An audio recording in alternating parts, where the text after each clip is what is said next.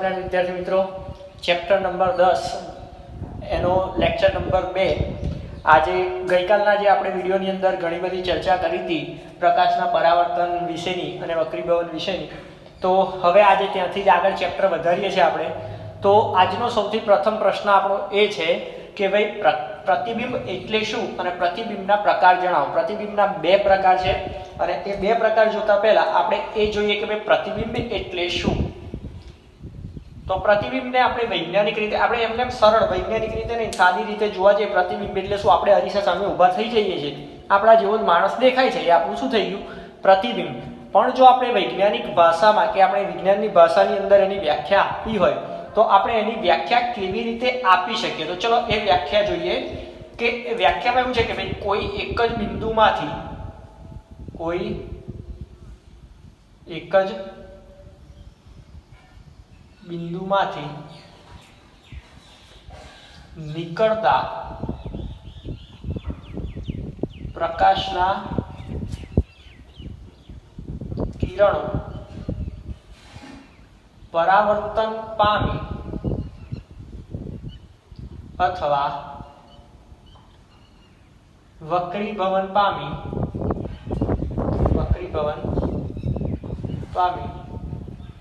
કોઈ બીજા બિંદુએ ભેગા થાય છે. તેથી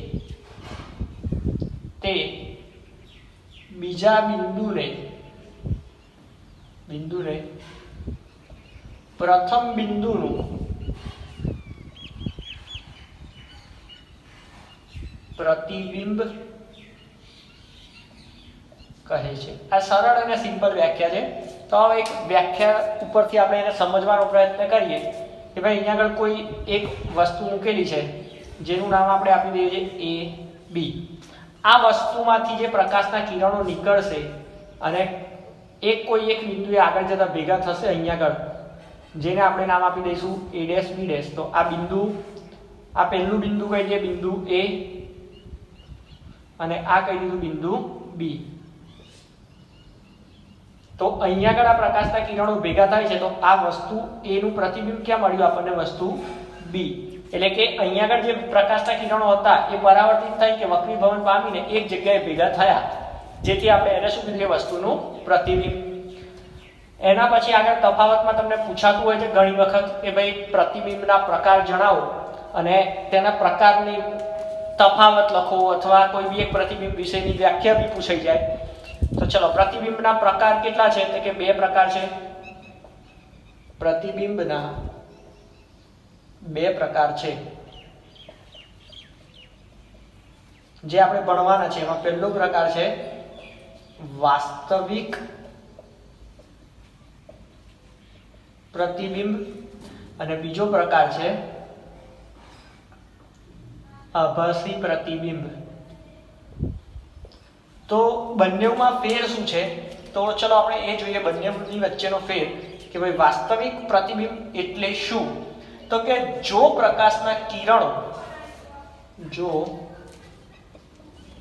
પ્રકાશના કિરણો પરાવર્તન પામી, શું કીધું વિદ્યાર્થી મિત્રો, કે જો પ્રકાશના કિરણો પરાવર્તન પામી કે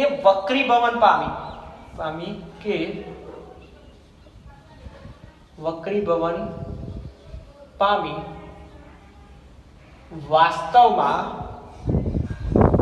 કોઈ એક જગ્યાએ ભેગા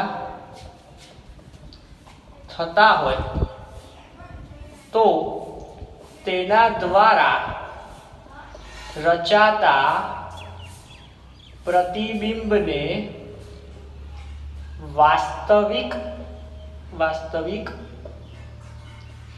પ્રતિબિંબ કહે છે. આ છે આપણી વાસ્તવિક પ્રતિબિંબની વ્યાખ્યા વિદ્યાર્થી મિત્રો. હવે એના પછી જોઈએ બીજો મુદ્દો કે ભાઈ વાસ્તવિક પ્રતિબિંબ વાસ્તવિક પ્રતિબિંબ પડદા પર ઝીલી શકાય છે, એટલે કે જે વસ્તુમાંથી પ્રકાશના કિરણો નીકળતા હોય, જે વાસ્તવિક પ્રતિબિંબ મેળવવું હોય તો એ વસ્તુમાંથી કિરણો નીકળતા હોય અને સામે પડદો મૂકી દઈએ તો આપણે એ પડદા ઉપર એકચ્યુઅલ એની એ જ ઇમેજ આપણે ગોઠવી શકીએ છીએ, એની એ ઇમેજ આપણે પ્રાપ્ત કરી શકીએ છીએ. તો ચલો એના પછી કે ભાઈ આ પ્રતિબિંબ કેવું હશે, તો કે વાસ્તવિક પ્રતિબિંબ હંમેશા ઉલટું મળે છે. ઉલટું એટલે કેવું? ઊંધું મળે છે વાસ્તવિક પ્રતિબિંબ હંમેશા. બરાબર. તો આ હતી વાસ્તવિક પ્રતિબિંબની વાત. હવે વાત કરીએ આભાસી પ્રતિબિંબની.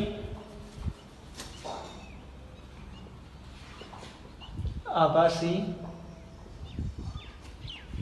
પ્રતિબિંબ, જો મિત્રો વ્યાખ્યા બંનેની સેમ જ છે. વ્યાખ્યાની અંદર ખાલી આપણે થોડો ઘણો ફેર કરવાનો છે. આની અંદર આપણે ફેર શું કરીશું, તો જો કે અહીં પ્રકાશના કિરણો પરાવર્તન કે વક્રીભવન પામી, અહીં સુધી તો આપણે સેમ લખીશું તો કે ભાઈ જો પ્રકાશના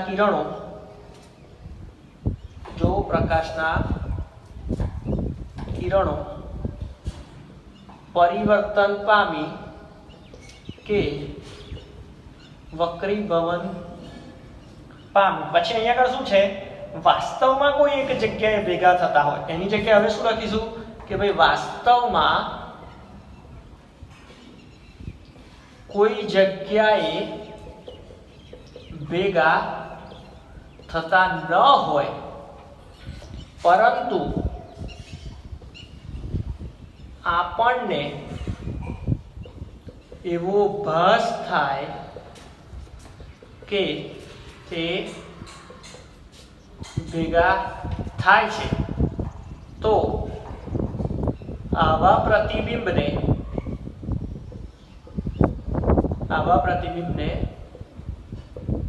આભાસી પ્રતિબિંબ કહે છે. હવે આ આભાસ શું છે ને વાસ્તવિક પ્રતિબિંબ શું ને આભાસી પ્રતિબિંબ શું, એ આપણે આગળ જતા જે લેન્સ ને અરીસાના પ્રતિબિંબ વિશેની જે ચર્ચા કરવાના છે એમાં તમને બધું ક્લિયર થઈ જ જશે. પણ ઘણી વખત આપણે આ ભાસ શબ્દથી તો આભાસીથી તો આપણે વાકેફ છે જ વિદ્યાર્થી મિત્રો, કે કોઈ વસ્તુ ખરેખર આપણે કોઈક વખત રાત્રે અંધારામાં એકલા જતા હોય અને આપણને એકદમ એવું થાય કે હાલ કોઈ પાછળ આવે છે એવો આપણને ભાસ થાય, પણ પાછળ જોઈએ તો કોઈ હોતું નથી. એટલે એને એ શબ્દને રિલેટ કરે છે કે ભાઈ આભાસી, ખરેખરમાં હોતું નથી પણ આપણને એવું લાગે છે કે ભાઈ એ વસ્તુ ખરેખરમાં ત્યાં છે. તો ચલો બીજો મુદ્દો છે અહીંયા આગળ કે ભાઈ વાસ્તવિક પ્રતિબિંબ પડદા પર ઝીલી શકાય છે. તો અહીં શું આવશે તો કે ભાઈ આભાસી પ્રતિબિંબ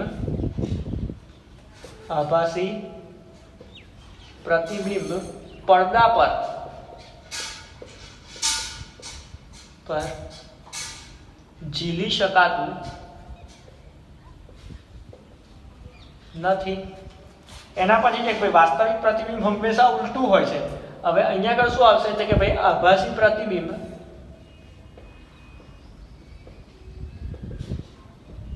હંમેશા ચત્તું હોય છે.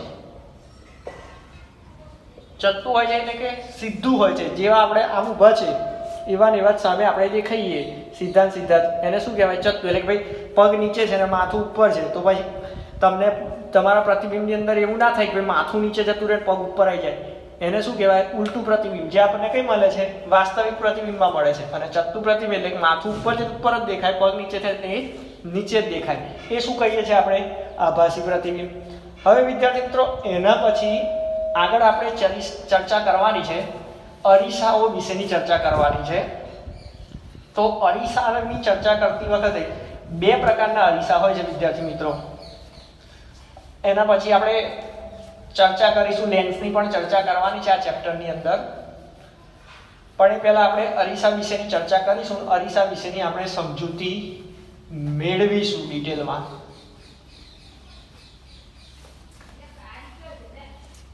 હવે જોઈશું તો અરીસો એટલે શું અને અરીસાના પ્રકાર વિશેની ચર્ચા કરીશું. તો અરીસો એટલે શું? તો સાદી અને સરળ ભાષામાં અરીસો તો આપણા બધાના ઘેર વિદ્યાર્થી મિત્રો હોય છે, પણ એને વ્યાખ્યાની સ્વરૂપે આપણે લખવું હોય તો એ વ્યાખ્યાની સ્વરૂપે આપણે કેવી રીતે લખી શકીએ? તો કે ભાઈ અરીસો એટલે પોલિશ કરેલ અથવા તો એવી લીસી સપાટી કે જે પ્રકાશના કિરણોનું પરાવર્તન કરી શકે તેવી સપાટીને અરીસો કહેવાય છે કે અરીસો કહે છે. તો મેં કીધું કે અરીસાના બે પ્રકાર છે. તો એમાં પહેલો પ્રકાર છે ભાઈ અરીસાના પ્રકારમાં અરીસાના પ્રકાર. તો અરીસાનો પહેલો પ્રકાર છે સમતલ અરીસો આવે છે. સમતલ અરીસો. અને બીજો આવે છે વક્રાકાર અરીસો, અથવા તો એને એવું કહી શકો કે ભાઈ ગોલીય અરીસો. સરળ ચેપ્ટર છે વિદ્યાર્થી મિત્રો, સારું છે, મજા આવે એવું છે ભણવાનું, પણ તમારે પણ થોડો અંદર ઇન્ટરેસ્ટ રાખવો પડશે. જો તમે ઇન્ટરેસ્ટ દાખવશો એટલું ચેપ્ટર મજા આવશે તમને પણ ભણવાની. તો ચલો હવે ચર્ચા કરીએ અરીસાના પ્રકારમાં સમતલ અરીસો કોને કહેવાય છે. તો કે ભાઈ આપણે અહીંયા આગળ જોયું કે ભાઈ અરીસો કોને કહેતા હતા કે ભાઈ જે પ્રકાશના કિરણોનું પરાવર્તન કરી શકે તેવી સપાટી ધરાવતો હોય. એટલે કે જે અરીસાની અહીં વ્યાખ્યા લખી હોય તો એમાં લખી શકાય કે ભાઈ જે અરીસાની પરાવર્તક સપાટી સમતલ હોય તેવા અરીસાને સમતલ અરીસો કહે છે.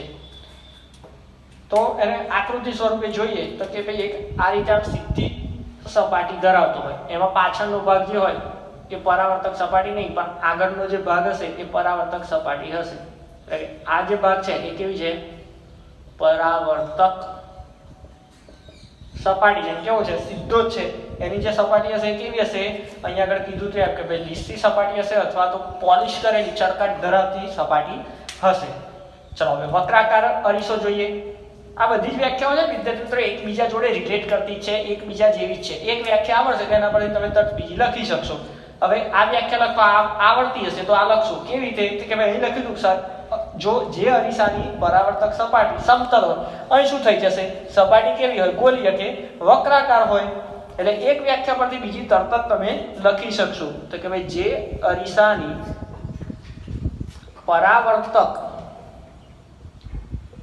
સપાટી વક્રાકાર કે ગોલીય હોય તેવા અરીસાને ગોલીય અરીસો કહે છે. હવે પાછા આના ગોલીય અરીસાના બે પ્રકાર છે વિદ્યાર્થી મિત્રો. એમાં કયા બે પ્રકાર છે? તો કે ભાઈ પહેલો પ્રકાર છે બહિર્ગોળ અરીસો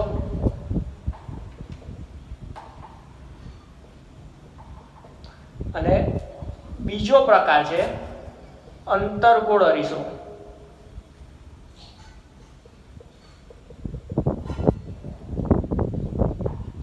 તો હવે આની પણ સમજ તો મેળવવી પડશે કે ભાઈ બહિર્ગોળ કોને કહેવું, અંતર્ગોળ કોને કહેવું. તો એ સમજ ક્યાંથી મળશે? તો કે આ પહેલી વ્યાખ્યા ઉપરથી છે. જે વ્યાખ્યા છે એની જ વ્યાખ્યા આની થવાની છે. પરીક્ષા પૂછાય ભાઈ બહિર્ગોળ અરીસો એટલે શું, તો તમારે વ્યાખ્યા લખવી હોય તો કેવી રીતે લખશો? તો કે ભાઈ જે અરીસાની પરાવર્તક સપાટી, આટલું તો સેમ જ આવશે, જે અરીસાની પરાવર્તક સપાટી, અહીંયા આગળ શું લખીશું? વક્રાકાર કે ગોલીય હોય. હવે શું લખીશું? બહિર્ગોળ એટલે બહારની બાજુ, બહારની તરફ વક્રાકાર હોય તેવા અરીસાને બહિર્ગોળ અરીસો કહેવાય. હવે આ વ્યાખ્યા લખી દીધી, એના પરથી તમને અંતર્ગોળની તો સરળતાથી આવડી જશે કે ભાઈ જે અરીસાની પરાવર્તક સપાટી અંદરની તરફ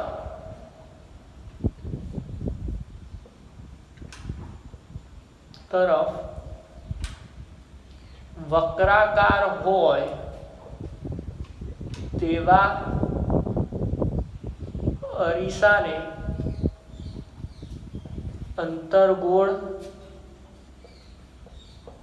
અરીસો કહે છે. તો ચલો આને આકૃતિની મદદથી સમજીએ કે ભાઈ બહિર્ગોળ અરીસાનો અને અંતર્ગોળ અરીસાનો ફેર શું છે. તો કે જો અહીંયા આગળ આ એક વક્રાકાર દોરી દીધો મેં. હવે અહીં શું કરીશું, બહિર્ગોળ અરીસો એટલે બહારની બાજુ, આ ભાગ એનો શું થઈ ગયો, પરાવર્તક સપાટી છે. તો આ ભાગે અહીંયા આગળ પરાવર્તક સપાટી નથી, એનો પાછળનો ભાગ છે.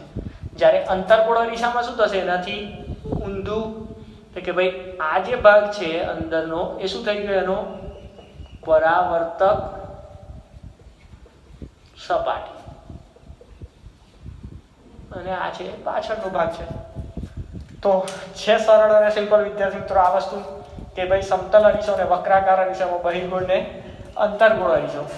હવે આપણે સરળ ને સિમ્પલ વસ્તુ એક બીજી એવી જોવી છે આજના વિડિયો લેક્ચરની છેલ્લી વસ્તુ આ કે ભાઈ સમતલ અરીસા વડે જે પ્રતિબિંબ રચાય છે એ પ્રતિબિંબ કેવું હોય છે અને એના એની લાક્ષણિકતાઓ જોઈશું આપણે કે ભાઈ સમતલ અરીસામાં વસ્તુ મૂકીએ તો એ વસ્તુ સામે કેવી મળશે, કેવી દેખાય છે, એ વસ્તુ આપણે જોવાની છે. અને એ આજનો આપણો આજે આ છેલ્લો ટોપિક રહેલો છે, આ છેલ્લો ટોપિક છે આજનો. આઈ હોપ કે તમને વિડીયો લેક્ચર જોવાની મજા આવતી હશે. જેટલો તમે મજા લઈ, જેટલા આનંદિત થઈને ભણશો એટલું તમને યાદ પણ વધારે રહેશે. તો ચલો હવે આપણો ટોપિક નંબર છેલ્લો આજનો, સમતલ અરીસા વડે રચાતા પ્રતિબિંબ. સમતલ અરીસા વડે રચાતા પ્રતિબિંબ અને તેની લાક્ષણિકતાઓ જોવાના છે આપણે. તો ચલો શરૂઆત કરીએ આપણે કે ભાઈ અહીંયા આગળ એક આપણે સમતલ અરીસો મૂકેલો છે. આ આપણો શું છે, સમતલ અરીસો. હવે એની પરાવર્તક સપાટી કઈ છે તમને ખબર પડી જ ગઈ હશે કે ભાઈ આ બાજુની જે છે એ પરાવર્તક સપાટી છે. હવે એક આ રીતે સમક્ષિતિજ રેખા દોરી દઉં છું. હવે અહીંયા આગળ મેં વસ્તુ મૂકી છે એક, જેને નામ આપી દઈએ છીએ આપણે AB. આ AB બિંદુ જે છે બે એ કોના છે, આ શું મૂકી છે, વસ્તુ. હવે વિદ્યાર્થી મિત્રો જે અરીસાથી વસ્તુ અંતર હશે એને આપણે કયા સિમ્બોલ તરીકે દર્શાવીએ છીએ કે ભાઈ u, સ્મોલ u વડે. આ શું છે તમારું અરીસાથી વસ્તુ અંતર. એટલે એમ કહી શકીએ આપણે કે ભાઈ વસ્તુ જે છે એ અરીસાથી u અંતર દૂર આવેલી છે. તો ચલો હવે જોઈએ આપણે કે ભાઈ એ બિંદુએથી કોઈ એક પ્રકાશનું કિરણ આપાત થાય છે. અહીંયા આગળથી પ્રકાશનું કિરણ આપાત થાય છે અને આમ સીધું અરીસા ઉપર અથડાય છે. તો એનો આ જે આપાત કોણ હતો અને આ જે કોણ હતો પરાવર્તિત કોણ થશે, જે રિફ્લેક્ટ થવાનો પાછો આ રીતે આપાત થશે આમ, અને એની એ જ દિશામાં એ પરાવર્તિત થઈ અને આવે છે આમ પાછળ નીકળી જતું હશે. બરાબર. એના પછી આપણે બીજું એક કિરણ લઈએ છીએ તો કે અહીંયા આગળથી એના કેન્દ્ર ઉપર લઈએ છીએ અરીસાના, અહીંથી અહીંયા આગળ. તો આ જે થયો એ આપણો થયો થીટા આઈ. થીટા આઈ એટલે શું, તો કે આપણો આપાત કોણ. હવે અહીંયા આગળથી આપણને ખબર છે કે ભાઈ આપણે કાલે અરીસાના નિયમોની અંદર, પરાવર્તનના નિયમોની અંદર શીખ્યા હતા. શું શીખ્યા હતા કે ભાઈ થીટા આઈ બરાબર થીટા આર. એટલે કે આપાત કોણ અને પરાવર્તન કોણ બંને કેવા હશે, સરખા જ હશે. તો અહીંથી જે કિરણ નીકળશે રિફ્લેક્ટ થઈને પાછું, તો એ બંને વચ્ચે જે ખૂણો બનશે એ ખૂણો કેવો બનવાનો છે, સરખો જ બનવાનો છે. તો આ થઈ ગયો મારો થીટા આર. તો આ શું છે આપણો પરાવર્તિત કોણ. પરાવર્તિત કોણ. તો હવે તો હારું આપણને એક વસ્તુ વિચારવા જેવી થઈ ગઈ. આપણે આ વિચારમાં પડી એવી વસ્તુ થઈ કે ભાઈ સર તમે જે પહેલું કિરણ આપાત કર્યું હતું તો રિફ્લેક્ટ થઈને સીધે સીધું આમ પાછું આવતું હતું, એના પછી બીજું એક કિરણ પસાર કર્યું છે, તો અહીંથી આમ બહાર નીકળી જાય છે આ રીતે. તો આ બંને કિરણ એક જ જગ્યાએ ભેગા થતા નથી.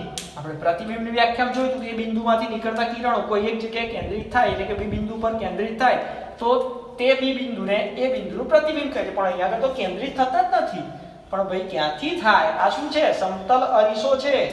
સમતલ અરીસા વડે જે પ્રતિબિંબ છે એ કેવું મળે?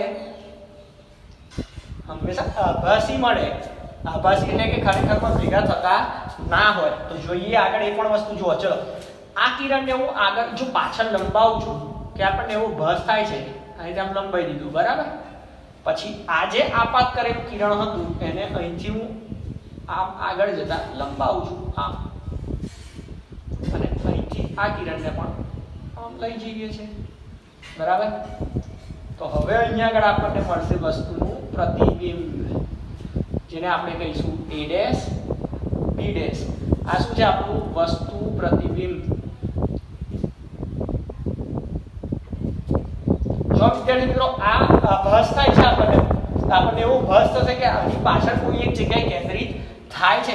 વાસ્તવમાં ખરેખર ભેગા થતા નથી. વાસ્તવમાં તો અહીંથી આ એ બિંદુ પર આ આમ નીકળી જાય ને આમ નીકળી જાય, બેવ કોઈ દિવસ ભેગા થતા નથી. પણ આપણને એક આભાસી પ્રતિબિંબ મળે છે જે કઈ જગ્યાએ a ડેશ b ડેશ એ ભેગું થાય છે. અને આની લાક્ષણિકતાઓમાં આપણે જોઈએ તો સૌથી પહેલી લાક્ષણિકતા શું છે? તો કે ભાઈ સમતલ અરીસા વડે રચાતું પ્રતિબિંબ. સમતલ અરીસા વડે રચાતું પ્રતિબિંબ. હવે તમે જોઈ શકો છો કે આ અરીસાની કઈ બાજુ છે? બીજી બાજુ. એટલે કે વસ્તુ તમે મૂકી છે ડાબી બાજુ, એ પ્રતિબિંબ કઈ બાજુ છે? જમણી બાજુ. એટલે કે રચાતું પ્રતિબિંબ અરીસાના પાછળ મળતું હોય તેવો ભાસ થાય છે. પછી બીજું કે સમતલ અરીસા વડે મળતું પ્રતિબિંબ, સમતલ અરીસા વડે મળતું પ્રતિબિંબ કેવું હોય છે? આભાસી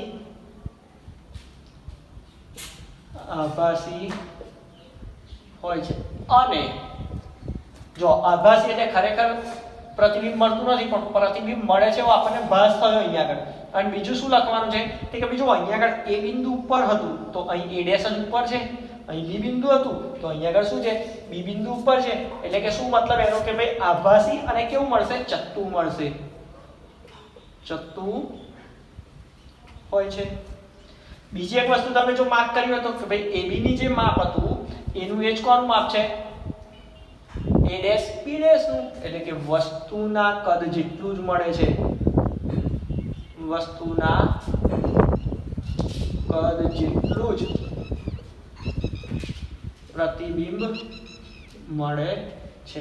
બીજી એક કોમન વસ્તુ આની અંદર એવી છે ભાઈ કે ભાઈ જે આ વસ્તુ અંતર હતું એ કેટલું કીધું તો આપણે u, તો પ્રતિબિંબ અંતરને આપણે કહી દઈશું સ્મોલ v કહી દઈશું. તો આ જે u અને v હોય છે બે કેવા હોય છે? સરખા હોય છે. તો આપણે એવું લખી શકીએ કે ભાઈ અરીસાથી વસ્તુ અંતર બરાબર પ્રતિબિંબ અંતર. ક્યાંથી? અરીસાથી વસ્તુ અંતર અને અરીસાથી પ્રતિબિંબ અંતર. બરાબર. તો બંને કેવા હોય છે? સરખા હોય છે. તો આ હતી એની લાક્ષણિકતાઓ. હજુ એના પછી એની એક લાક્ષણિકતા એવી છે કે ભાઈ એની અંદર અરીસાની અંદર સમતલ અરીસામાં